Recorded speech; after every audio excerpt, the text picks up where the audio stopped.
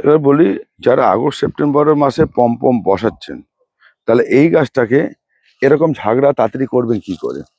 এই ঝাগড়া গাছগুলো দেখো, এরকম ঝাগড়া গাছগুলো করবেন কি করে? এটা ভিডিও পরে দেবো, কি এর পরিচর্যা পরবর্তী গলে বলবো। এটা তো আছেই, আপনাদের দিয়েছি আগের ভিডিও। তবে আপনারা যারা এখন এই সময় এই গাছকে বসাচ্ছেন, তারা কি করবেন? তারা ঝাগড়া করবেন কি করে? নমস্কার বন্ধুরা, আমি তমাল মাইতি, গ্রিন প্যারাডাইস নার্সারি। আর আমরা এই নার্সারি, গ্রিন প্যারাডাইস নার্সারি, এরা বারাসাত, বামনগাছি, যশোর রোড, উত্তর চশমানা। যারা দূরে বন্ধুরা আছেন, তারা গুগল ম্যাপে আপনার গ্রিন প্যারাডাইস নার্সারি বলে সার্চ করলে আপনি লোকেশন পেয়ে যাবেন। আর আপনারা দেখছেন ছাদ কৃষি চ্যানেল। আর ছাদ কৃষি চ্যানেল আরে আমি নিয়মিত গাছের পরিচর্যায় ভিডিও দিয়ে থাকি।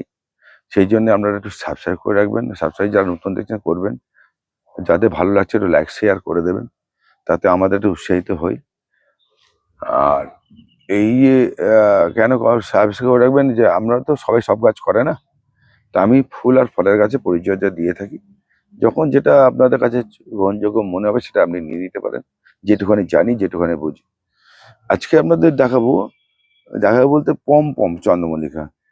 অনেকে এখনো বসাননি, বা এখনো বসাতে পারেননি, ওয়েদার কারণে, বৃষ্টির কারণে বসাতে পারেননি, তারা এখনো বসাতে পারে।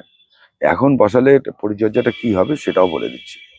আর এত লোকের ডিমান্ড এখনো আছে পম, আমাকে এখন সব রেডি করতে হলো, সব আমাকে নতুন রেডি করতে হলো।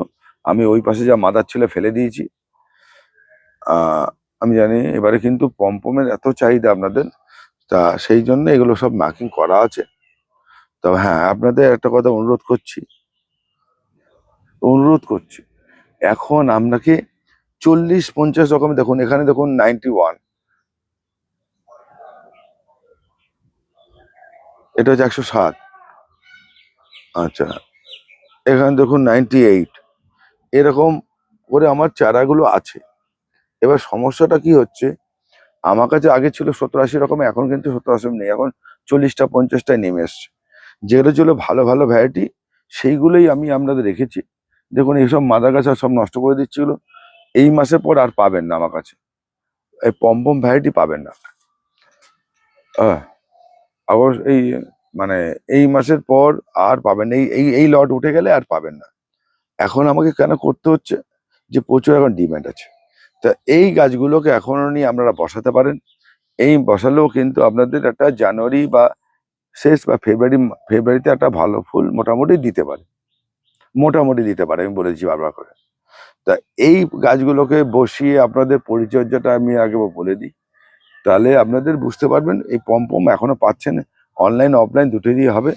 কেউ কুরিয়ারের মাধ্যমে নিতে পারেন, আবার কেউ এসে নিতে পারেন। তা এখনো প্রচুর ডিমান্ড আছে, সেই জন্য আমাকে পম এই রেডি করতে হলো। মানে জাস্ট এটা এখনো প্রচুর ভ্যারাইটি আছে, এখানে পম আছে, আমি দেখাচ্ছি। এইগুলো সব নাম্বারিং করা আছে, এগুলো সব পম সবে পটিং করেছি। 2-3 দিন পর এগুলো গাছগুলো সোজা হয়ে যাবে। ঠিক আছে, এটা কালকে পটিং হয়েছে, ওই নাম্বার দিয়ে পটিং আছে, এগুলো নাম্বার এখন ফেলা হয়নি, ফেলে দেবো। এবার দেখুন, আসুন।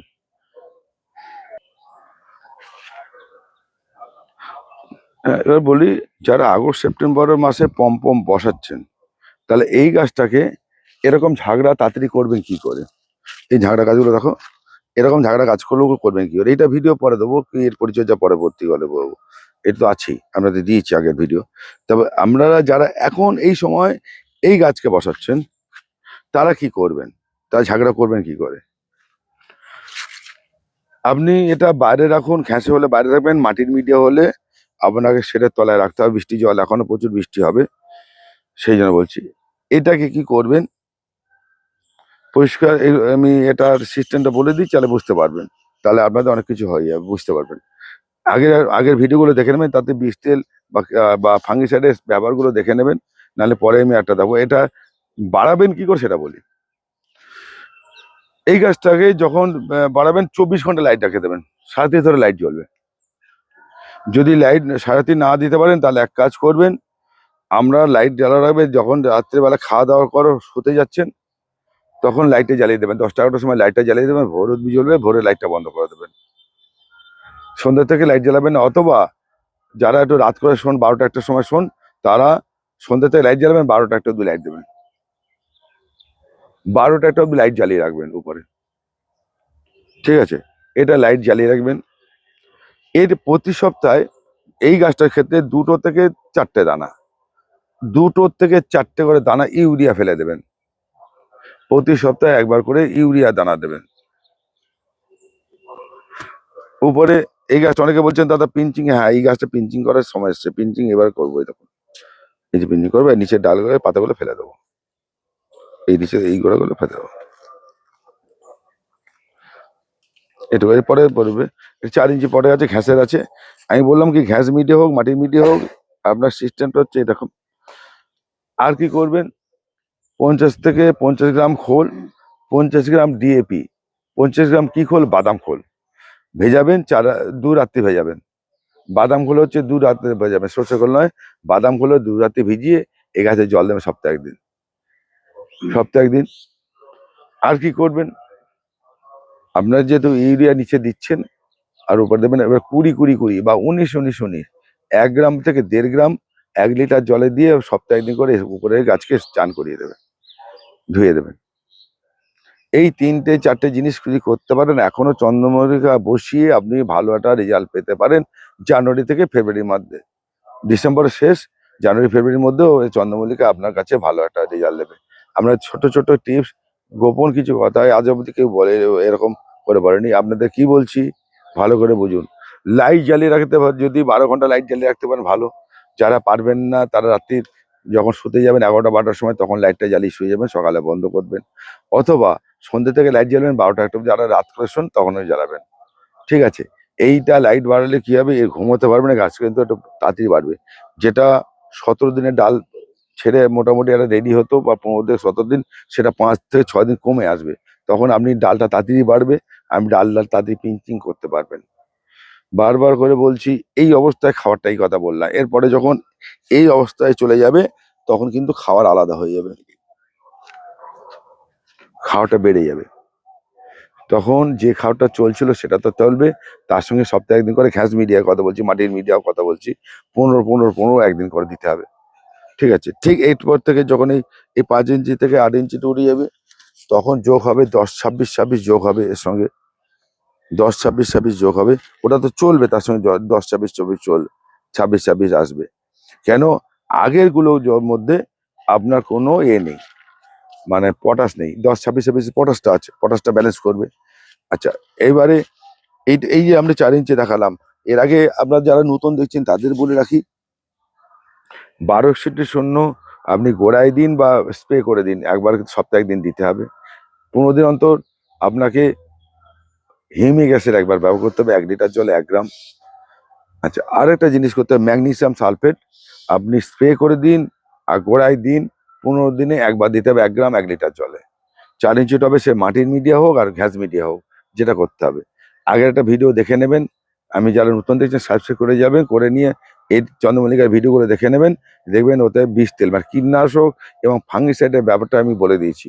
এখন এটা করতে গেলে এই টোটাল যদি বলতে যাই তাহলে ভিডিওটা দীর্ঘ হয়ে যাবে, আমাদেরকে অনেকের মুড থাকবে না।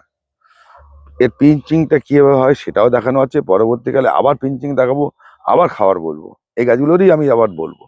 কেন এখানে যতগুলো গাছ আছে ম্যাক্সিমামটাই আমার এই গাছগুলো মাদার গাছ হবে। অনেকগুলো ভ্যারাইটি এখানে আছে, নতুন ভ্যারাইটি তৈরি হচ্ছে, নতুন ভ্যারাইটি এসছে, সেহেতু একটু লেট, এগুলো লেট। আমি তো যেহেতু এগুলো ফুল দেখে নিয়ে গাছ হবে, থাকবে সামনের বছর, আগামী বছরের জন্য।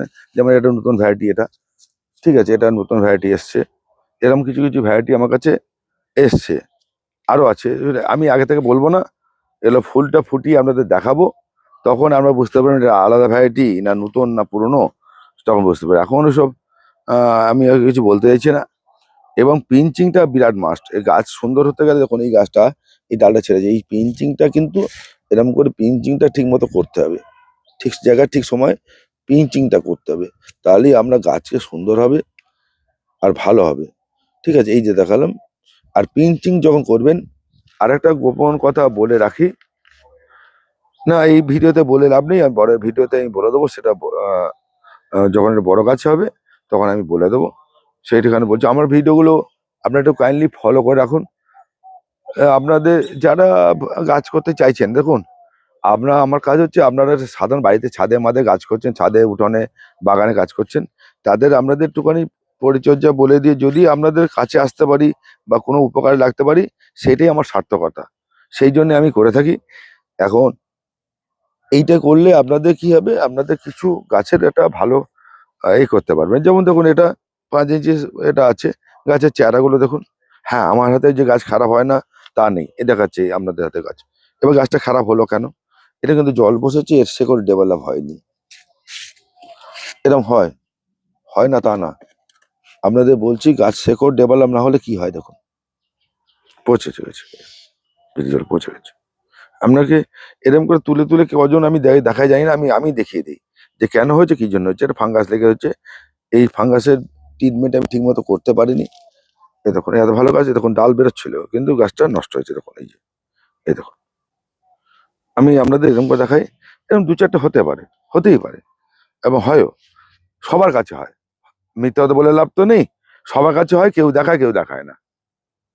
সব 100%, 100 গাছ করব, তাতে 2-4টে গাছ খারাপ হবে না? আমি জানি না। এখন বলবে, অনেকে বলতে পারে, সেটা হতে পারে। আমার জানা নেই। তবু আমার কাছে 2-4টে গাছ খারাপ হয়। 5%, 2%, 5%, 3% গাছ খারাপ হতেই পারে আমার কাছে হয়। আমি মিথ্যা কথা বলে লাভ নেই, আমার কাছে হয়। কার কাছে হয় জানি না। অনেক কাছে 100 সাকসেস হতেই পারে, সে তো আমার কাছে হয় না। আমি পরিষ্কারের কথা বললাম।